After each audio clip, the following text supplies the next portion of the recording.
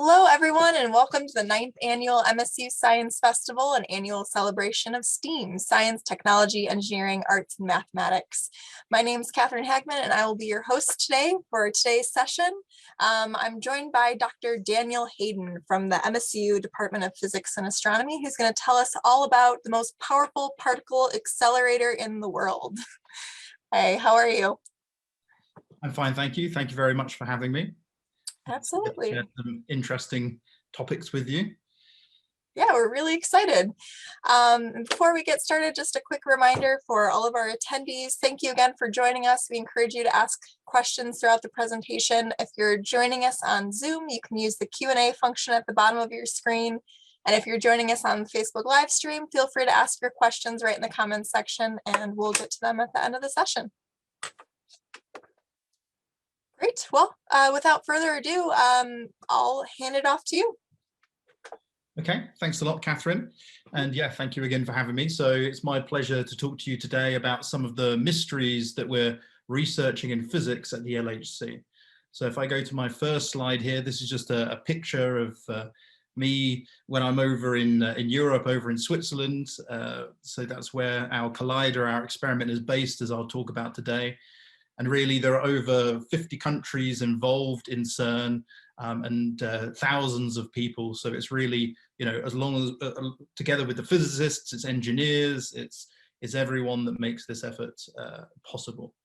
So what am I going to talk about today? I'm going to talk to you about what are some of the big unanswered questions in physics today. And then I'll go on to what is the Large Hadron Collider, also known as the LHC. How can it help, and why is it so special for trying to answer some of these questions?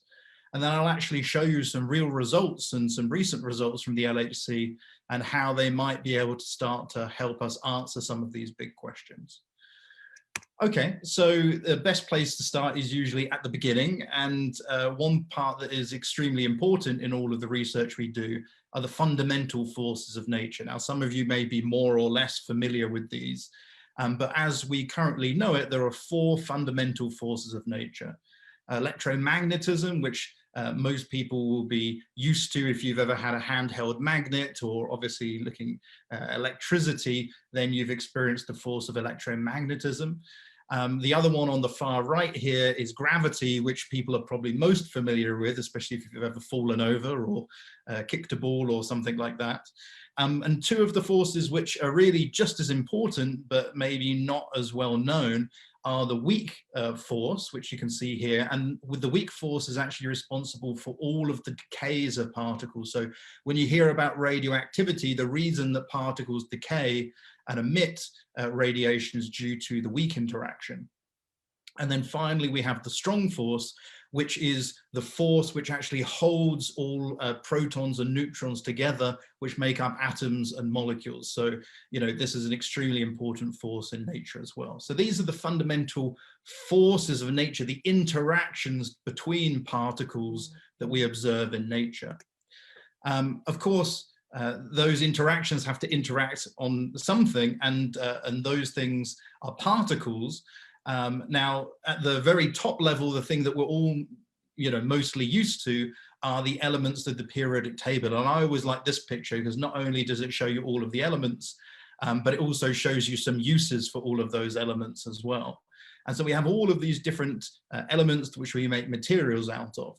But even though we have this plethora of elements, they're all actually made of common things. So they're made of protons and neutrons and electrons orbiting around those atoms. And it's only a different number of those protons and neutrons that make up these different elements.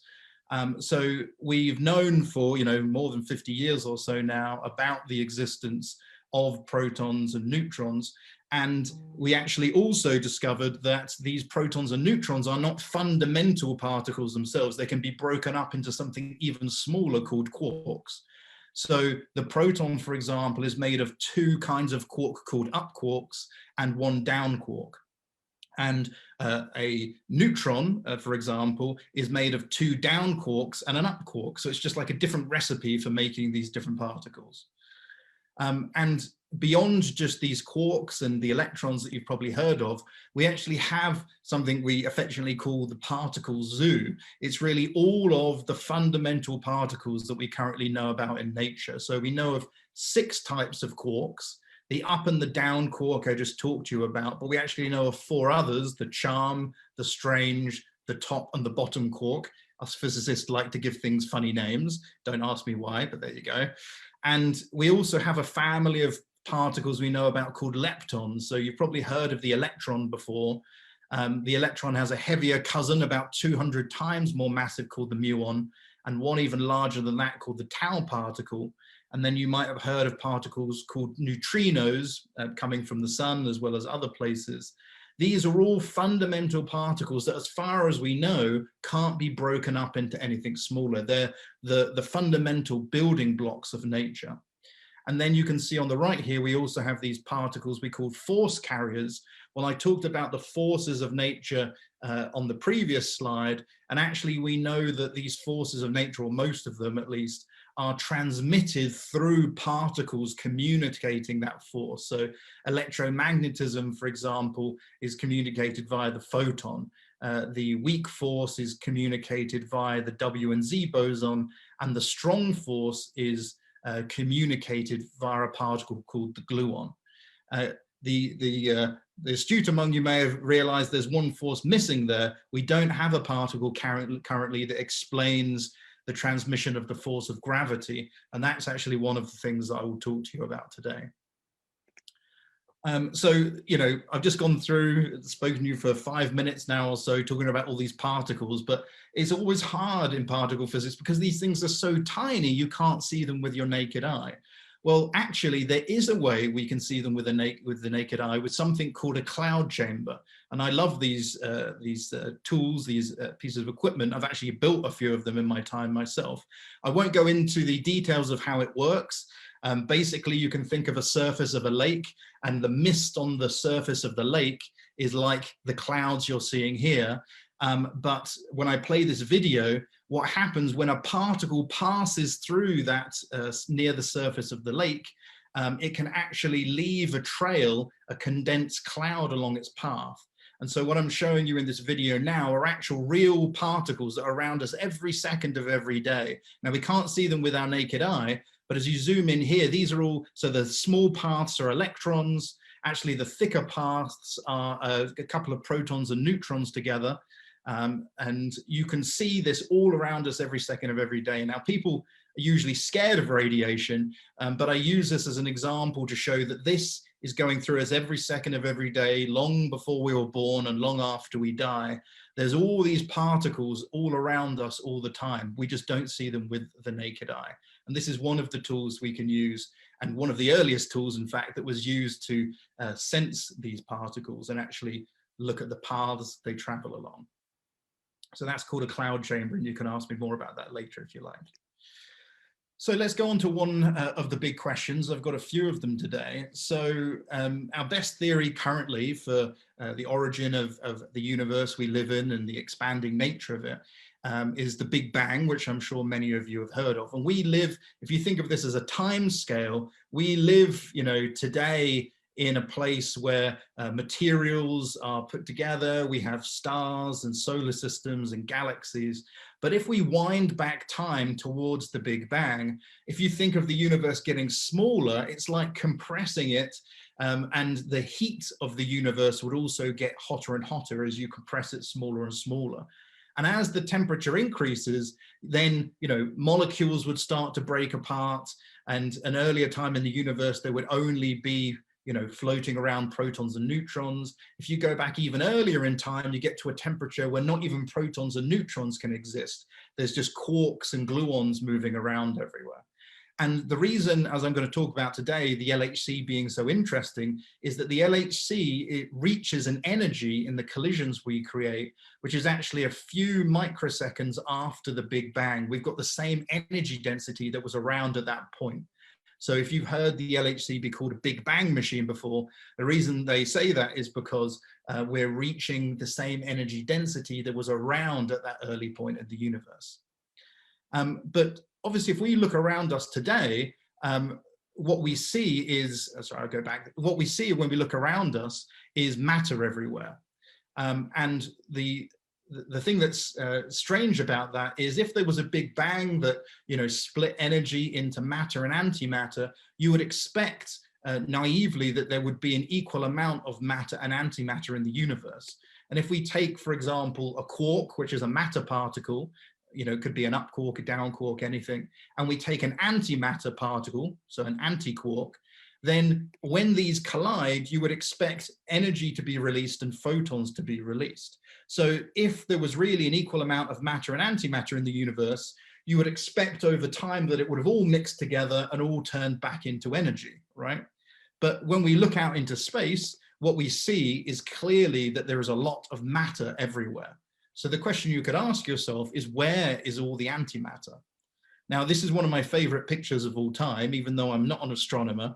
This is Hubble Deep Field, where they looked at the sky with the Hubble Space Telescope for an extended period of time. It was about the size of a postage stamp on the sky, if you hold it up at arm's length. They focused the Hubble Space Telescope on that patch of sky for an extended period of time, and this is what they saw. Now, when I first saw this, I thought, okay, big wow, lots of stars and so forth. But each dot of light you can see in this picture isn't a star, it's a galaxy.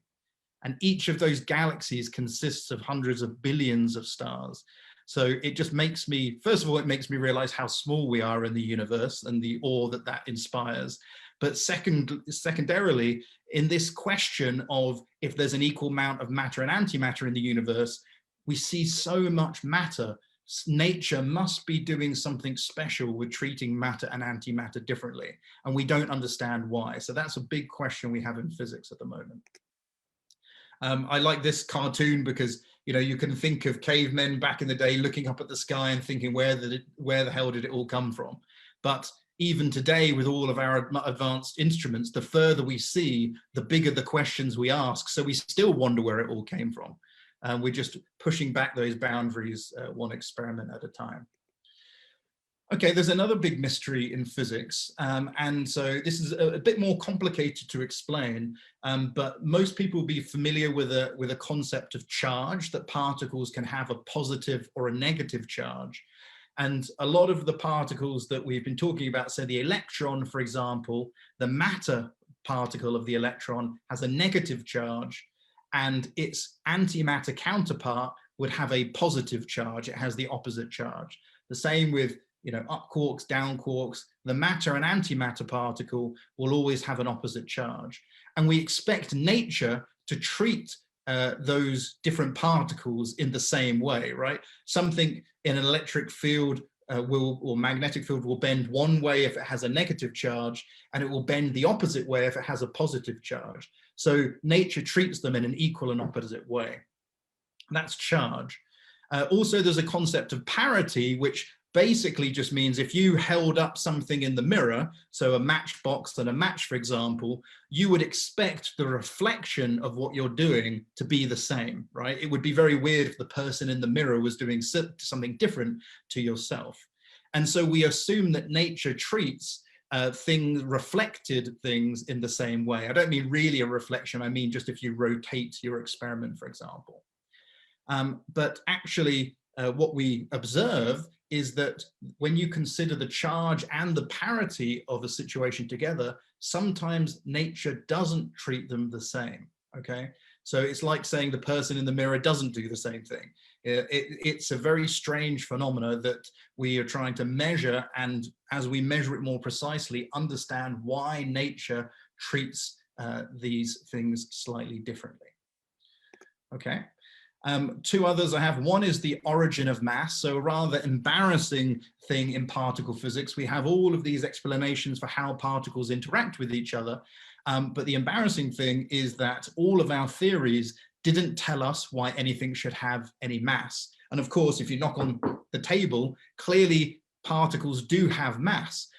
So there must be something missing in our theory. And in fact, not only do particles have mass, but we see a very vast range of different masses. The electron that we've been talking about has a tiny, tiny mass compared to the top quark that was discovered in 1995. has an overwhelmingly large mass, so large that it can't even exist individually in nature. They always exist in pairs.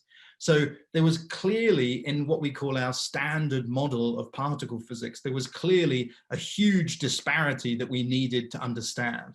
And so there would be a prediction of, as I'm going to explain to you, in 1960, Peter Higgs and separately some other theorists came up with the idea of something called the Higgs Boson. And it would be the explanation for how particles get their mass, as I will explain in a moment.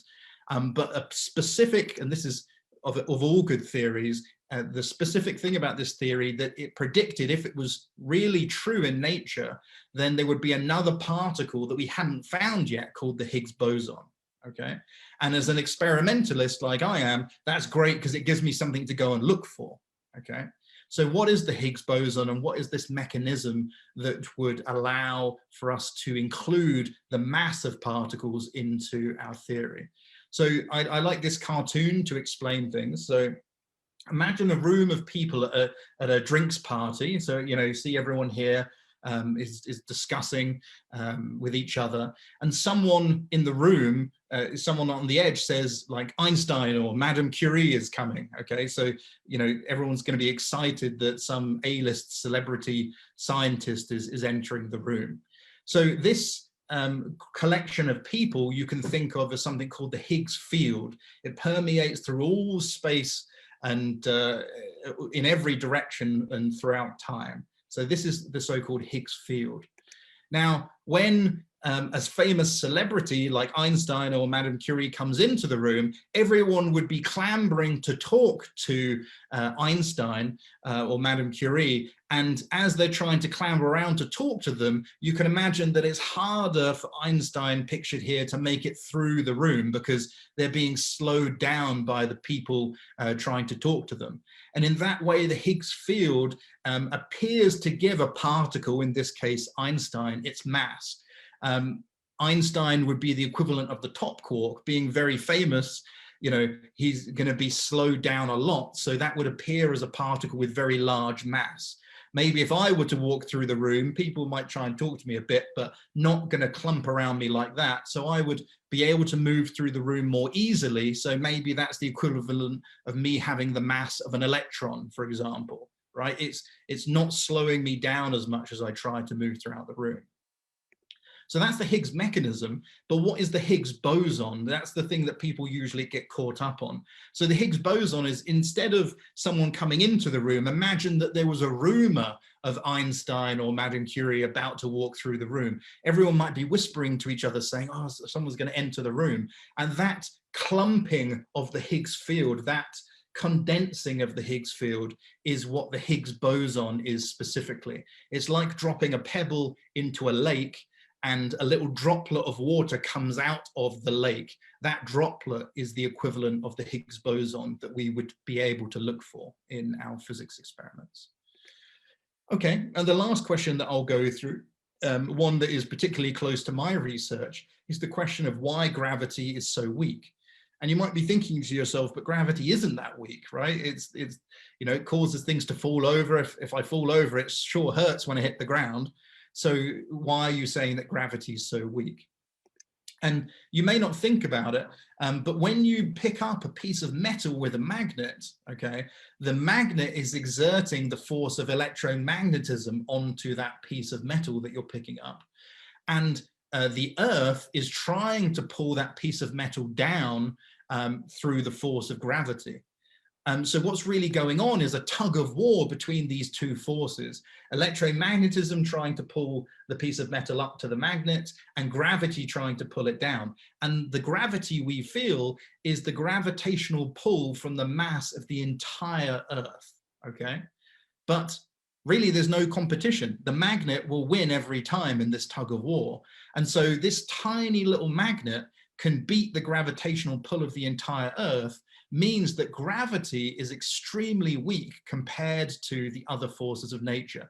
And in physics, when we have something that's such a large difference like that, it seems a bit fishy to us. It seems like there might be something that we missed that we want to understand further. Why are not all of the other forces of nature similar in strength to gravity, or gravity similar to them, because the other forces of nature are actually of a similar kind of strength. So gravity really sticks out here. So one of the ideas for this, it's an exotic area of physics because it's kind of out there in its theory, but if it were to be true, it would be a game changer. So there's this idea of extra spatial dimensions. So we live in 3 space dimensions. You can move forwards and backwards, i.e. the X direction. I could move left or right. I can call that the Y direction, or I can move up and down. So I can move in 3 dimensions. And of course, those 3 spatial dimensions are all traveling through time. But the question you could ask yourself is, how do you know there aren't more spatial dimensions? So as an example, and the theory is that these extra dimensions could either be so large that we can't comprehend them, I mean on the scale of solar systems, or they could be so small that we can't comprehend them either. And that might seem a little bit strange to think about, but a good example would be, imagine a tightrope walker walking along a tightrope and balancing as they go. They can only really move in one direction, right? They can only move forwards or backwards on this. I guess they could crouch down or jump up as well, but they couldn't move sideways or they'd fall off. But if you zoomed in to a very small scale on the rope, the magnitude of a flea, for example, the flea could move left or right. The flea could move around the rope, right? So to the flea, it's almost as if they could move in an extra dimension, an extra direction they could move in that the larger person could not. And in the same way, it's kind of just in a cartoon form here, but in the same way, there might be extra spatial dimensions on an extremely small scale that we would be able to probe at the LHC. I won't go into detail here, but essentially you could ask yourself, how does that account for the strength of gravity? Well, this goes into deep theory, which I won't go into, but you can imagine that it's something called brane theory, B-R-A-N-E, and we could all live on our 3-dimensional, spatial dimensional brane, and maybe through these extra dimensions, it links to another extra dimensional brane, and gravity is actually located on this different brane, and that it then leaks through these small extra dimensions into our 3 spatial dimensions, so that we feel gravity almost like a watering can effect, right? Where all of gravity is located on one of these other branes, and only little bits of it leak through to what we feel, and that's why we have gravity being so much weaker to our existence here in this universe. So again, it's a theory which has experimental predictions that we could look for. And one of those would be that you would discover a particle called the graviton. Okay, so I look for a particle called the graviton in a lot of my research, because if we found it, then it would be an indication of possibly extra dimensions, possibly other things as well. Okay, so we've got all of these ways that we can look for answers to some of these big questions in physics. So how do we go about seeing if that is the case? So enter the Large Hadron Collider. This is in Geneva, Switzerland. So you can see a picture here with the Alps in the background, Mont Blanc there. If you can see my cursor here, Mont Blanc is in the top middle of the picture. And the experiment that I work on is called the Large Hadron Collider. It's a 27-kilometer circumference tunnel around 150 meters underneath the ground. You can see here for scale, you can see an airport, Geneva Airport, which is very close by, and Lake Genève, which is close by to that. And we accelerate protons around this ring at very close to the speed of light and collide them together at different points along this ring. So you can see the tunnel where we accelerate protons to a very high energy on the left here with this blue beam pipe. And the points that we collide them at are different experiments that are trying to look at all of the particles that are coming out. So you have the LHCb experiment, ATLAS, CMS, and ALICE. And I work specifically on one of these experiments that I'll concentrate on today called ATLAS. You may have heard of CERN before, related to the Large Hadron Collider. CERN is really the laboratory where most people, have their meetings and they have offices and so forth. And there are, of course, other experiments that go on at CERN as well, which I kind of show with this yellow wedge here. So I'm going to focus on my work with the Atlas detector and how we are trying to answer some of these questions. But all of these different experiments, and I'll actually touch on LHCb later as well, are looking at other kinds of things as well. This is just a different cutaway picture of the Large Hadron Collider. You're kind of seeing the underground part now. The reason why we like to have it underground is, first of all, it's easy to build the tunnel and have it flat if you build it underground. The other thing is that we have very sensitive equipment that's trying to detect these particles coming out. And by being underground, it actually protects us from cosmic rays entering our detector. So, you know, you can imagine cosmic rays coming in and trying to tunnel through the ground, and they get stopped at some point before they get to our experiment. So that's a big advantage for us. So this is a picture of the Atlas experiment. You can really think of this as a massive digital camera that is trying to take photos of the protons that we're colliding together at the LHC. We have a very tortured acronym for why it's called Atlas. It's a toroidal LHC apparatus, where they've used the A and the S from apparatus to make the acronym work, but we won't worry about that. The thing that's impressive here, if you ever get a chance to go to Switzerland and see this, it's truly a sight to behold. This detector is over 22 meters in diameter and over 44 meters in length, so it's about the size of Notre Dame. And it weighs over 7,000 tons, which is more than the Eiffel Tower. You've got a few people drawn on here at the bottom for scale here. You can see truly how massive this detector is. And really, it's an engineering feat, because all of this machine has to be put together within micrometer precision of all of the other parts of it to be able to get sensible readings out of it. And you can see this line going through the middle here. This is where we bring the protons in from each direction. We try to collide them at the very center of this detector to see what happens. So to help you visualize that, I have a little animation here. So protons are coming along the beam pipe in either direction, heading towards Atlas. And then we try to collide them right at the center of the experiment. And you think of it like a car crash almost, all of the parts that come out from this collision, we measure their energy and their direction. And then from this, like digital camera, you can think of these as pixels on a digital camera, we try to work out what happened in the collision and if we had created some of these new particles in nature that we didn't know about before. If I show you kind of a cutaway of the Atlas detector, I won't concentrate on this too much, but imagine looking at the Atlas detector as a barrel that we're looking into the barrel now, and I'm just taking a segment out of that. So the protons here are kind of going into the screen at the bottom here, and they collide. Then you would see all of these different kinds of particles come out. And the Atlas detector is built to be like an onion almost, that it has all of these different layers. And the different layers of the detector are designed to detect different kinds of particles so that we can tell if we've seen a photon or an electron or a proton or a neutron. All of these different particles leave different signatures that we can then use to analyze with computer algorithms to figure out what happened in that collision. I won't go into that more detail now, but you're welcome to ask me more at the end. And you might say, okay, well, how do you know when you see these electrons and photons and so forth, how do you know what you've created? Well, the nice thing is that the theory tells us if a Higgs boson was created, then it will only be able to decay in a certain number of ways. So, for example, one way that Higgs boson could decay in our detector is to 2 Z particles, and those Z particles could subsequently decay to 2 electrons and 2 muons. So if we saw after a collision 2 electrons and 2 muons, we can then say we might have created a Higgs boson.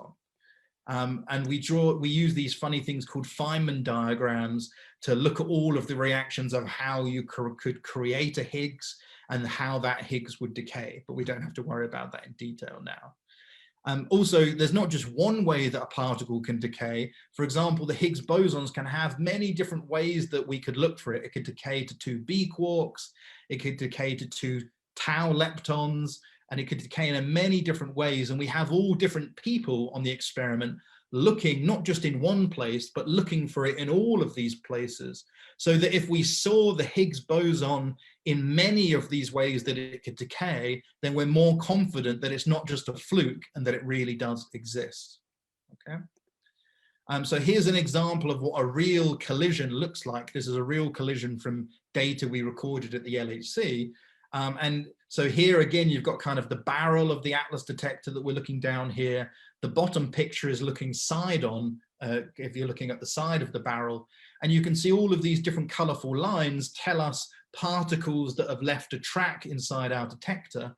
And I can see here from some energy deposits in green that there were 2 electrons that had come out of this collision, very high energy electrons. And that happens to be one of the ways that a graviton could be created. 2 quarks could collide from the protons, create a graviton, and the graviton could decay to an electron and a positron, which might be what we're seeing here. But there are many other processes in nature that we know about that can also create this kind of signature. So we have to do the experiment millions and millions of times to try and figure out if we're really seeing new physics or just more of what we already knew about. So I'm going to show you some real plots from data now, from data that we've collected, but I just want to give you a bit of an explanation of what these results are, because unless you've looked at them for decades like me, then it might seem unintuitive at first. So we use something called histograms, which are like graphs, but every time we do a collision, we look at how much energy there was in that collision, and then we put that event into a bin depending on the energy we see. So through Einstein's E equals mc squared, essentially, you can relate the energy of that collision to the mass of the particle that you could have created.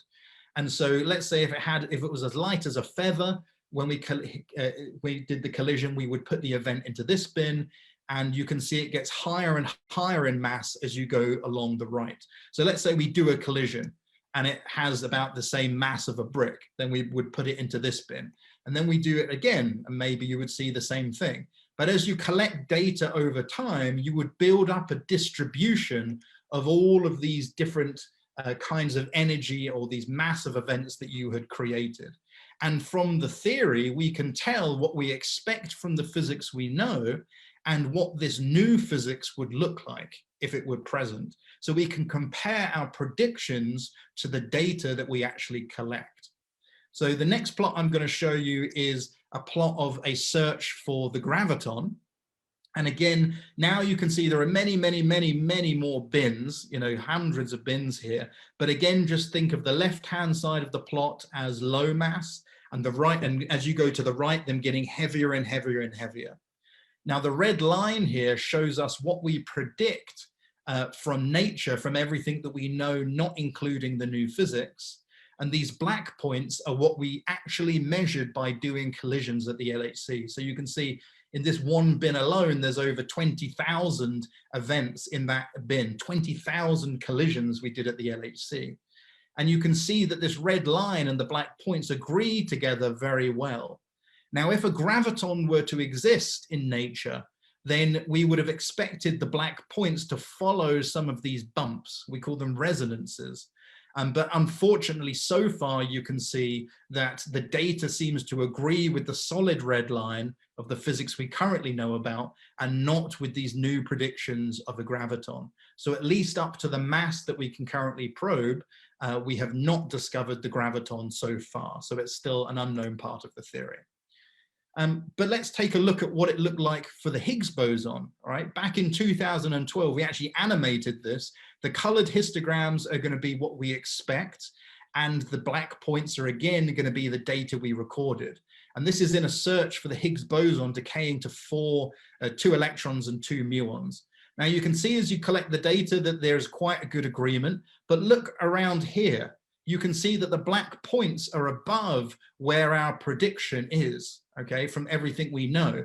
So this excess, as we start to call it, of data started to be very exciting. And if we zoom into this region and inject what a Higgs boson would look like in blue, then you can see that if a Higgs boson existed, it would look exactly like this bump in the data, right? So this was making us more confident that we had discovered a new particle that we didn't know about previously. It was a very exciting time. Now, as I say, this was looking for the decay of the Higgs bosons to 2 electrons and 2 muons, but actually many people looked at it, decaying to 2 photons, decaying to 2 B quarks, and if it was to be present in nature, you would expect in this signal strength number here, +1, you would expect it to be on +1. And if it didn't exist, then you would expect the data to be around 0. And you can see for all of these measurements in these different independent ways of looking for the Higgs boson, it started to look very, very convincing that we had discovered a new particle called the Higgs boson. So in 2012, we claim that we've discovered the Higgs boson, and ever since then, we've been studying it in ever more detail. So that part of our theory was updated only in 2012, that we now understand the origin of mass in all of the particles in nature. So there's one other mystery that I talked about, two. So the matter-antimatter asymmetry in the universe. We talked previously about protons and neutrons. So the proton is made of 2 up quarks and a down quark. The neutron is made of 1 up quark and 2 down quarks. And their antimatter particles would just be made of the antimatter equivalent. So instead of 2 ups and a down quark for a proton, the antiproton has 2 anti-up quarks and 1 anti-down quark. So in that way, you can see how matter and antimatter differs. Now, there are these other kind of particles we can create at the LHC called B mesons. It doesn't really matter what they are, but they are made of different kinds of quarks. So this B meson is made of a strange quark and an anti-bottom quark, and its antimatter particle is made of an anti-strange quark and a B quark. Now, why are these particles interesting? Well, the fascinating thing about this is that some of the time when you create a B meson, it will eventually turn into an anti-B meson. It will change from a matter particle to an antimatter particle.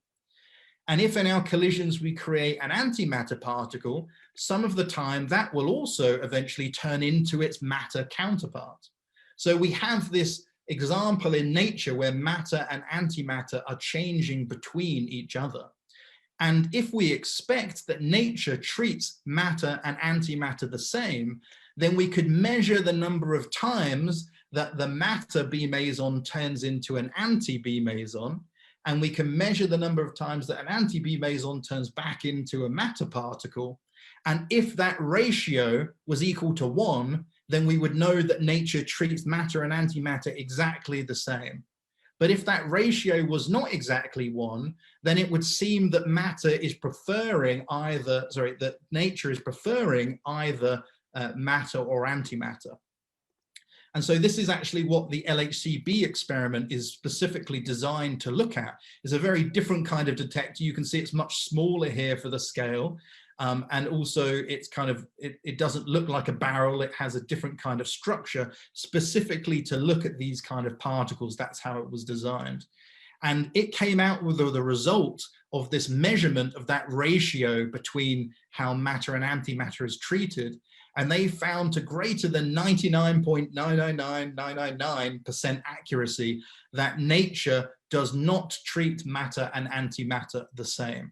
So we call this greater than 5.8 standard deviations in physics, but basically means that we have proven that there is a difference between the way that nature treats matter and antimatter. And that could explain why we see so much matter in the universe and not as much antimatter.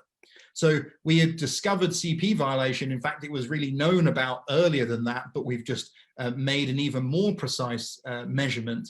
And the reason we do that is because even though we've observed CP violation, the question is still why? Why does nature treat matter and antimatter differently? It still doesn't, we've observed it now, we know that it happens, but we don't know why it happens. But by measuring it so precisely, there are beginning to be some tantalizing hints to what could be causing this effect. And actually LHCb, I won't go into these in detail now, you can ask me about them later, but LHCb is also observing some other interesting aspects where in certain kinds of these decays, you would expect them to decay eventually into electrons as often as they decay into muons, but that is not what they observe. They observe a preference for muons over electrons.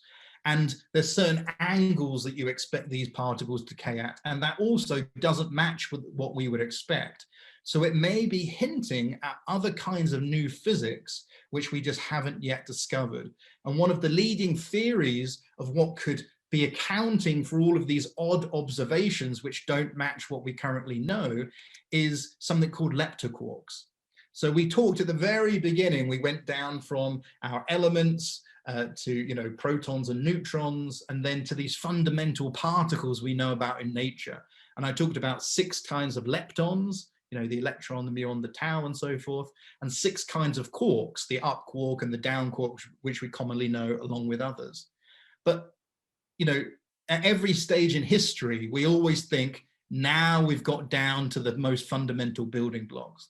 But one of the explanations for some of these effects is that actually maybe leptons and quarks aren't fundamental at all. Maybe they are made up of even smaller things, which then can commonly, you could have an electron that changes into an up quark, for example, or you can have some of these particles change together because they are made of smaller numbers of even smaller particles themselves.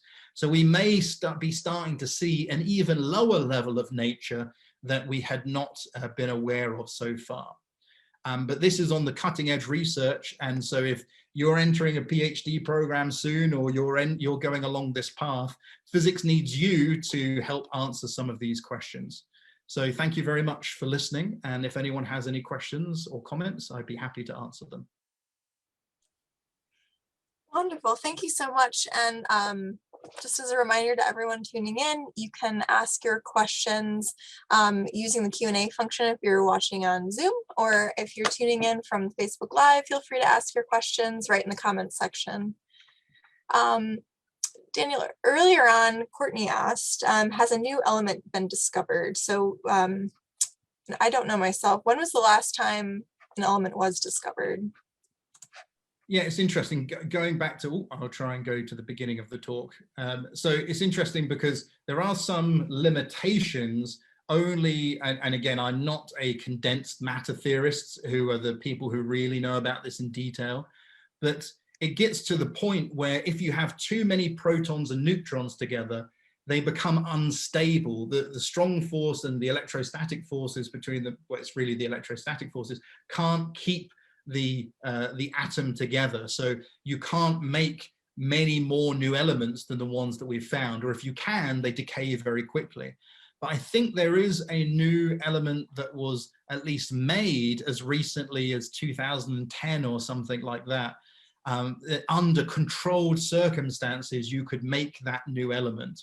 But again, because it's so unstable, it decays away very quickly. And what you can see here, really, this periodic table says if you have, if you have 1 proton, you have a hydrogen atom. If you have 2 protons and neutrons, you have a helium atom. You can just keep on adding protons and neutrons, and it tells you here exactly what particle you would make. And there are very few gaps in the periodic table.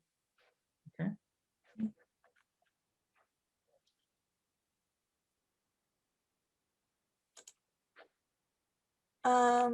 Let's see. I have a question from Pat I'm trying to understand. Let's see. I think he's asking about antimatter. Maybe if you could provide some clarification for what that is again. Sure, no problem. So the difference between matter and antimatter, it still has the same mass, but essentially the charge and some of the quantum numbers, which we don't go into here, are the opposite. So you can think of it in nature that out of energy, out of pure energy just in space, you can create matter and antimatter. From energy, they're like the yin and yang, if you will. And if you bring them back, and you can think of it as like a ball and a hole. When you've got energy, you've got nothing, and you can split it out into matter and antimatter. And if you ever bring them back together, then they will violently turn back into energy again.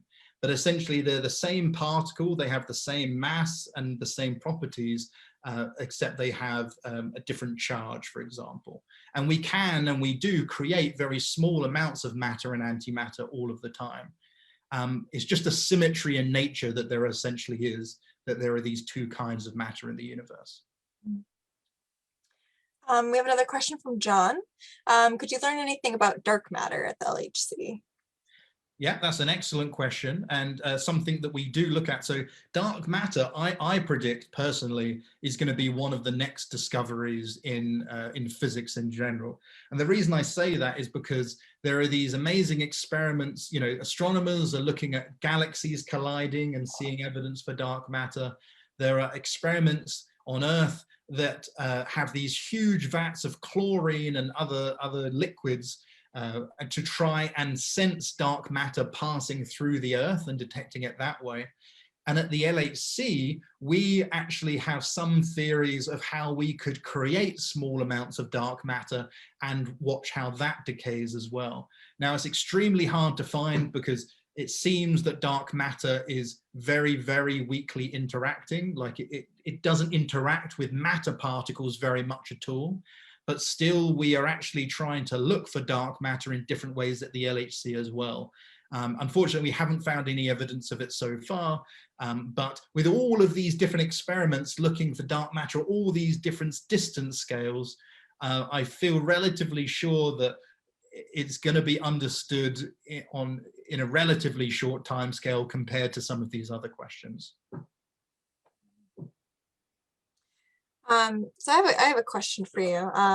At the LHCb, when you're trying to understand why nature treats matter and antimatter differently, what are you looking for to try to explain that or even begin to explore that? Yeah, I mean, and that's really where, so as an experimentalist, I'm someone who collects the data and takes the existing theories and compares them against those theories. So I can kind of see if this new particle exists or not. And there are theorists at the LHC as well, but really, you know, people from all around the world, the theorists have ideas. And it's really for them to try and use mathematics and physics to figure out what would account for some of these differences that you see. So a lot of it's above even my head, but when they come up with a theory, a good theory, as I say, has solid predictions that we can then look for. And as an experimentalist, I then go and look for evidence of that. And like the graviton, for example, I can say that I've looked for it and it doesn't exist.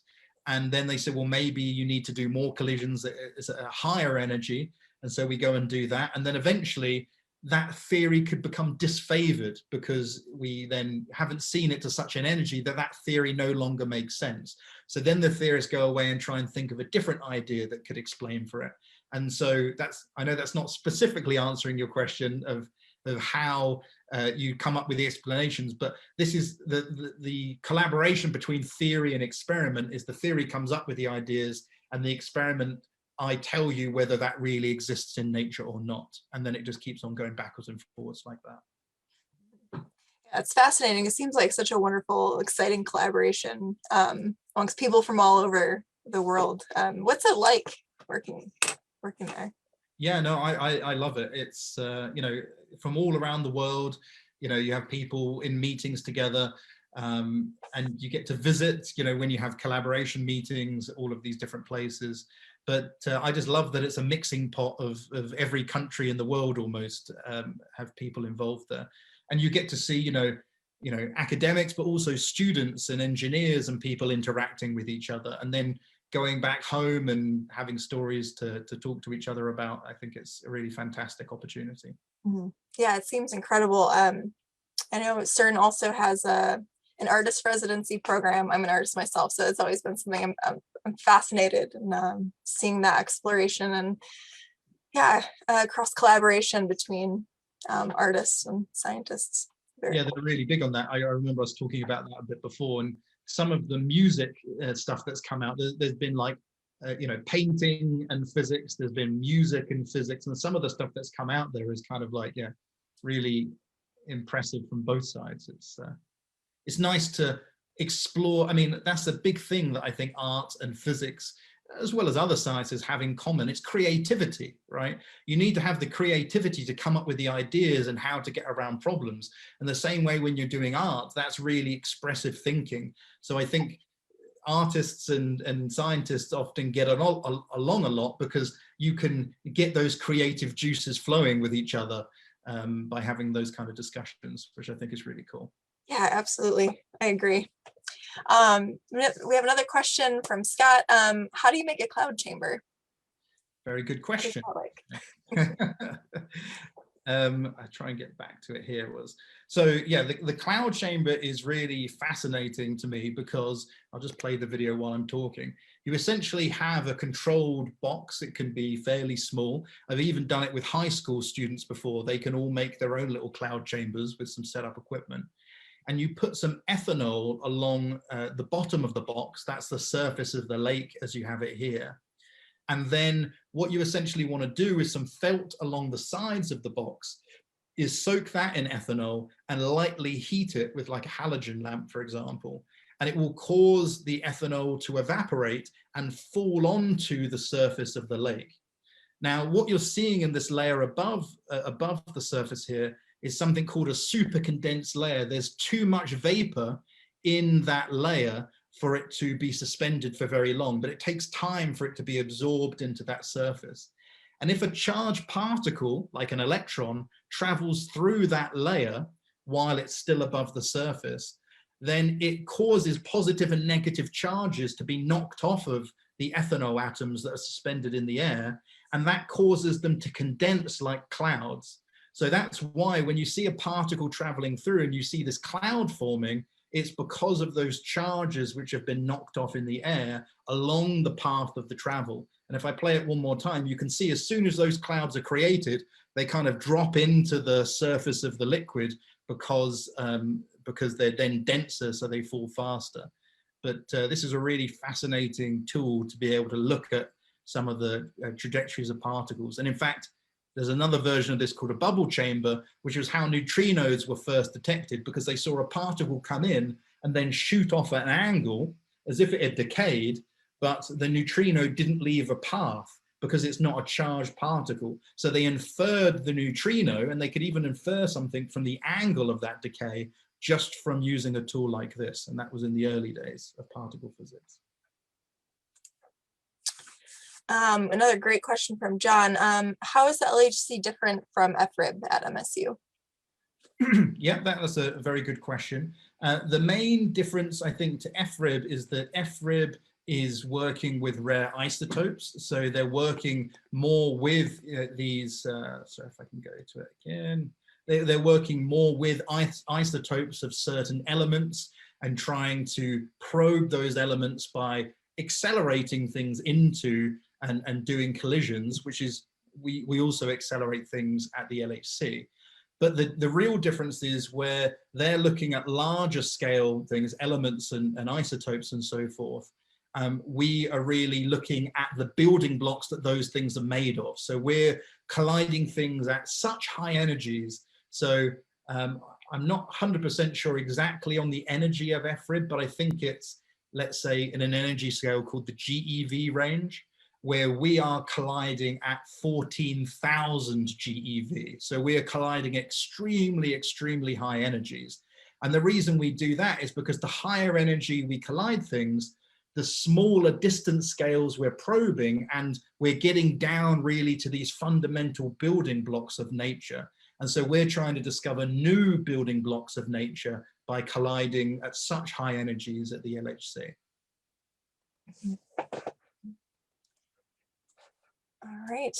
Well, we are running out of time, but we can take another question if anyone has one. Again, feel free to use the Q&A function on Zoom or the comments section on Facebook.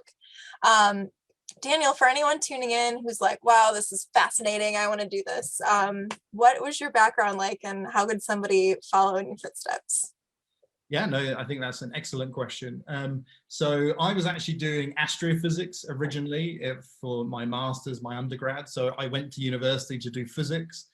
And then through that, I just discovered, I like, as you could probably tell, I like, looking out into space as well. but the LHC was starting up at that time. So I decided to continue doing research after my master's. And so I went into doing particle physics.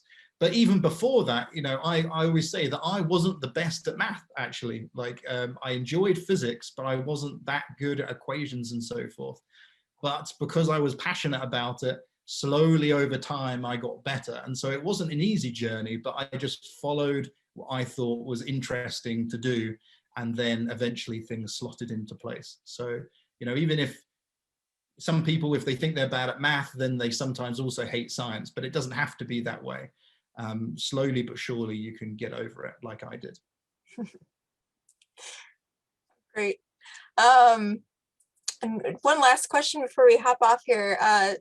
Dan, I know you're just a big fan of science outreach and engagement, and I know that you have a really wonderful lecture series, Great Lakes Lectures. Could you tell us a little bit about that and where people can continue to learn more? Yes, sure. Thank you very much. And so if you like talks like this and others as well, then I'll put it in the chat afterwards. The Great Lakes Lecture Series are talks like this, but also from all over MSU, from different experts. It can be astronomy, it can be English, it can be chemistry. And so we hold every 2 weeks a live Facebook event and having talks like this with live discussion. So this is planned to go on throughout the year with different speakers. So if you look for Great Lakes Lectures on Facebook, or you can go to @GLL_MSU on Twitter.